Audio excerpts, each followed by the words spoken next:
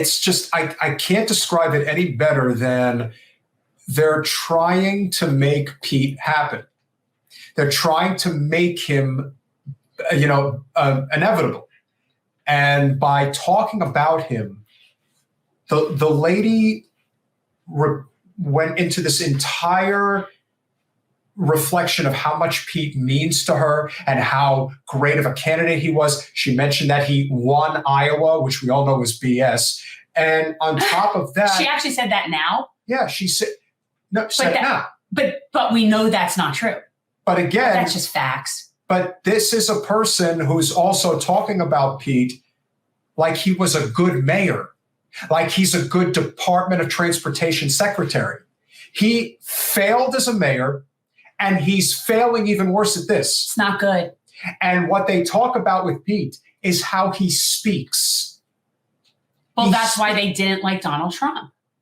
They don't like, these are people that they cannot handle like their feelings being hurt. Like they don't care about facts. They just have to like the package. There is a person who does what you consider to be super bougie Democratic politics in the state of Florida. I'm not going to name the person, but let's just say that this person is fairly affluent and, again, believes in the ultimate neoliberal political viewpoint of the world. That is who this person is. Lives in Tampa Bay, the whole 9 yards. And has repeatedly put out polls. Whoever's conducting them, I don't know, and I don't care. But the polls that this person is constantly putting out is suggesting that Kamala Harris would beat Ron DeSantis for president. I can only surmise who's being polled. I'll tell you the one Clinton thing. Foundation. I'll tell you one thing about Ron DeSantis. He doesn't have an organization called the K-Hive, which is a collection of bots pretending like the person you're supporting is popular. I posit, and I've said this, we've talked about it privately. I don't know that I'm not like ashamed to say it or anything, but I actually believe, and I'm putting this out there as my theory, and I'd love for somebody to have evidence or whatever. I'd love to know.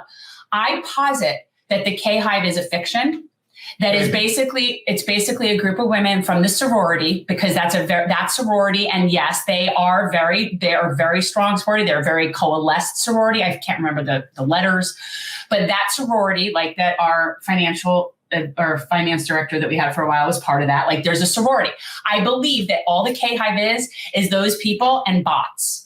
I really believe that there's just a collection of people that truly believe that they are better than everybody That's else. true, but I don't think they are Kamala Harris supporters. Maybe not, but that's what I'm saying. The fact is crazy. And the fact that you have to hire a person right now to basically get on there and be a lapdog for Buttigieg. What in the hell are you doing? I mean, I don't even watch Rising anymore. They're setting themselves up for failure. And as far as Rising, well, the reason I don't watch it is because it's not good anymore. But I will give Rising, I'm not even giving Rising credit. One thing I will give credit to are the people in the comments section who were watching it. And they were all saying universally, anyone on here who is slobbering over Pete Buttigieg cannot be taken seriously. And no, they shouldn't be. And he didn't win Iowa. Doing Rick, the only person I thought of in the moment where this lady was talking about Buttigieg like he was some kind of good mayor, call Jordan Sheridan. Please do. Please get him on the freaking show let him tell you what kind of mayor he was. Because Jordan went on the ground there and was talking to the people there that actually live there, in what is it, Fort Wayne? Isn't he Fort Wayne? No, he's South Bend. South Bend. Sorry, South Bend. And that kills me because I'm a Notre Dame football fan. No offense to Fort Wayne. I know people there. I'm sorry. I lived in Indianapolis for a few years. I should know this. But so South Bend. But he wasn't good to them. No. The least of these were the most screwed of them with Buttigieg. That's not progress. So no. And I almost feel like regarding Pete Buttigieg, you always say these things to me and I have these really creative ideas. I would almost do like a green eggs and ham type of book about no matter how many ways you try to package him, I'm still not going to vote for him. I will not vote for him with a mouse. I will not vote for him on top of a house. I will not vote for him on a train. I will not vote for him in the rain. And like we could have like a children's book saying, I will not vote for Buttigieg. And it's like, how do we get this? You can package him however you want. And the argument that his supporters will give is, well, Trump didn't this. I don't care about Trump. Let's not make Trump happen again. Two things can be true. Why is it like that's the problem? The whataboutism is very frustrating. Trump's a douchebag, no doubt.